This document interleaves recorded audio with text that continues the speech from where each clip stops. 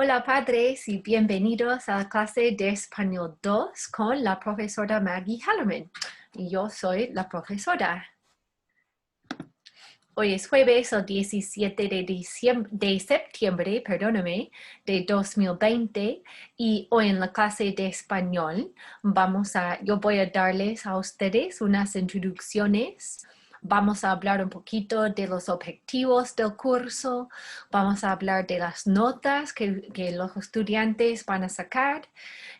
Yo voy a darles un tour o un viaje por la clase de español y por fin pueden ver abajo mi correo electrónico. Hay 3 objetivos de la clase de hoy. Número 1. I want you to understand the course objectives and expectations. Número 2, I want you to know how your child will be assessed in my class. Y número 3, I want you to know how to contact me. My email is at the bottom there of your screen, mhellerman@lths.net. ¿Quién soy yo? Pues yo llevo 16 años de enseñar el español.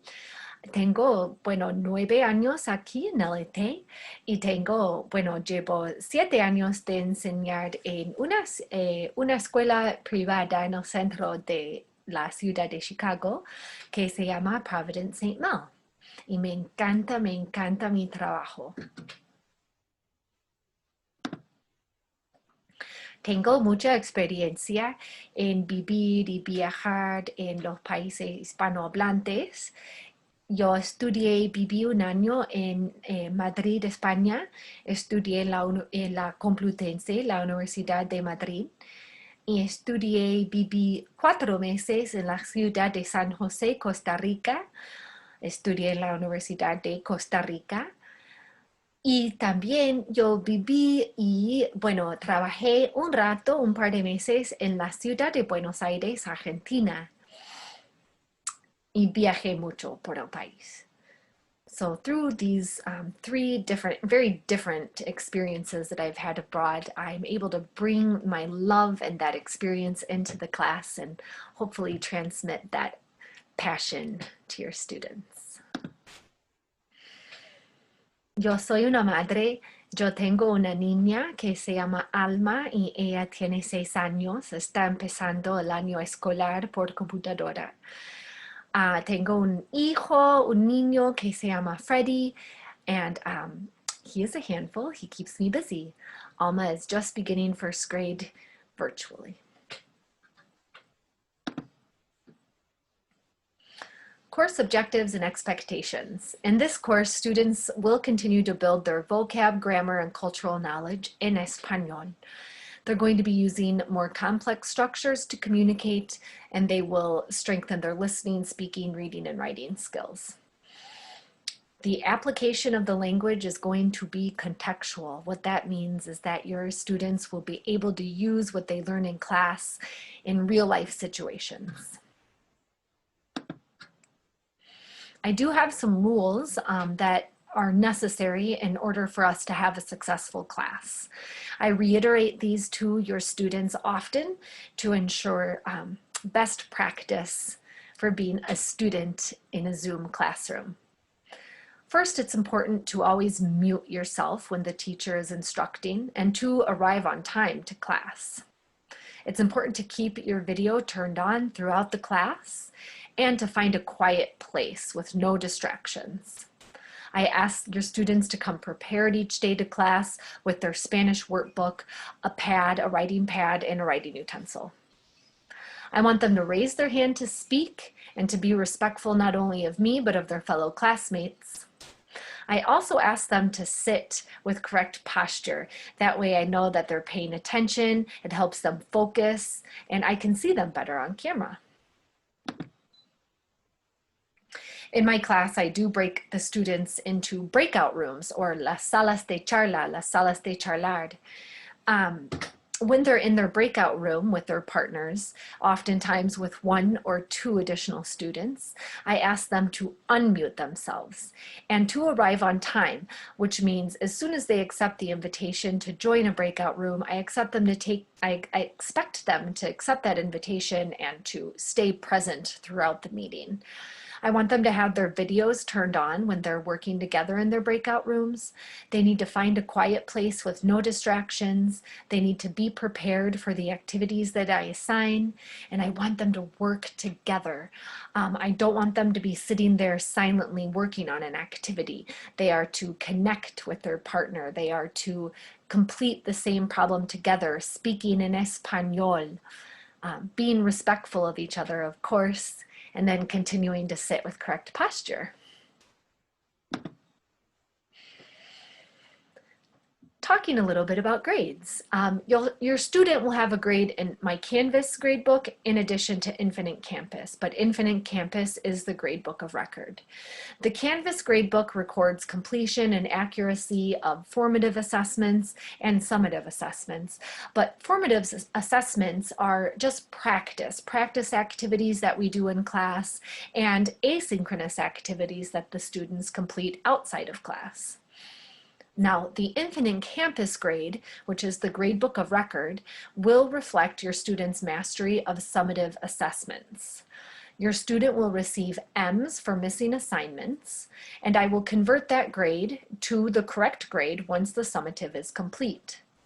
Please note that after 2 weeks of having an M in the gradebook, I will convert that grade to a 0. Once your student makes up the summative, then I will change that grade to accurately reflect what your student received. This grading scale is the same grading scale that we have used in the past.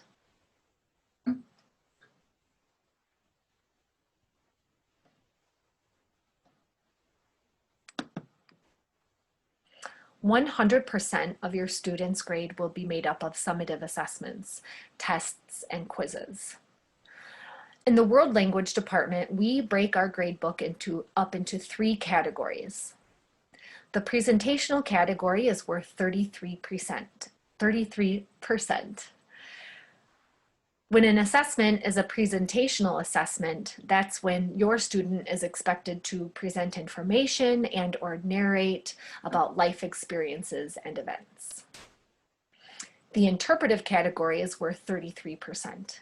And this is when they're expected to interpret and understand authentic, either listening activities or fictional or informational texts. Finally, the interpersonal category is worth 34% of their grade, and that's when they are exchanging information and ideas in the target language in conversation with either peers or with me. At the beginning of each class, students access my class by going to our Canvas homepage. I have a screenshot here of our Canvas Spanish 2 Prep Canvas homepage, and you can see how I have it laid out. At this moment in time, I'm actually going to take you to my Canvas homepage so that you can see what your student sees when they log in. So you should see now on your screen the Spanish 2 Prep homepage. I have all of the links here depending on the class that your student belongs to. And you can see I have the weekly agenda posted, complete with grade or assignments in the homework category there. I go through for each class what we'll be doing that day, and then I post it here on Canvas. If your student is absent, I always let them know that they should come to Canvas to find out what they missed. I have also the LT e-learning schedule posted. And I have a link here that takes us to our virtual classroom. I'm going to take you now to my virtual classroom for Spanish 2 Prep. By clicking on that link in the home page, students are taken to this It's a Google Slides that I've created here, and it's our digital classroom. This classroom serves as a resource for not only my students, but also for you, parents. If you ever want to review with your students or to find out for yourself what my class rules are, you click on the Post-it note that says class rules, and you'll be taken to the Google document where I have outlined my remote classroom expectations.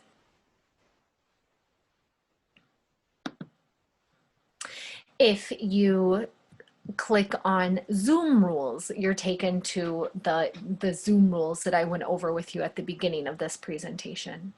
If you want to see our class syllabus, you can click on that Post-it note. By clicking on the LTHS Post-it note, you're taken to the LTHS website. So those are all resources for students to access if they ever have any questions about policies, procedures, grades. I have here the days of the week, and by clicking on a day of a week, the student can be transported right to their homework assignment for that night. It's a hyperlink to whatever activity I have them complete, or I need them to complete. So this here is a listening activity that the students were to complete. They're watching a video and then answering questions based on what they understand in the video, practicing their interpretive skills. Everything on this page is hyperlinked to a website that students are able to use. For instance, if you click on the chalkboard, they're taken to a Google document that gives them useful phrases in Spanish to use in our online classroom. Things that I will say. This is Spanish for the online classroom. If they ever have a question about something I'm saying, they can always click on that. I have up here an online Spanish dictionary that they can use throughout class. This here, Auténtico, is our online textbook. This is how they can access our class page of Quizlet, which is an excellent vocab website. Study Spanish is a wonderful grammar website that students can use to practice certain grammatical concepts. So this page is, as I said, in lieu of a physical classroom, this is our virtual classroom where students can come to get additional resources.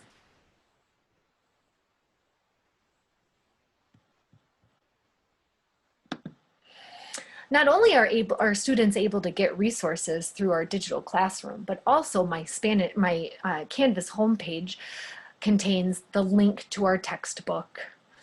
And as I said, it is hyperlinked to all assignments and lessons that I give. So with that, padres, I want to say adios y gracias por su atención. Thank you for your attention. Again, if you have any questions, please feel free to email me, and I will show you my email again here. It is mhellermann@lths.net. I'm thrilled to be teaching your student this year. Thank you for sharing your student with me, and I'm positive that we will have a wonderful, successful year together. Adios!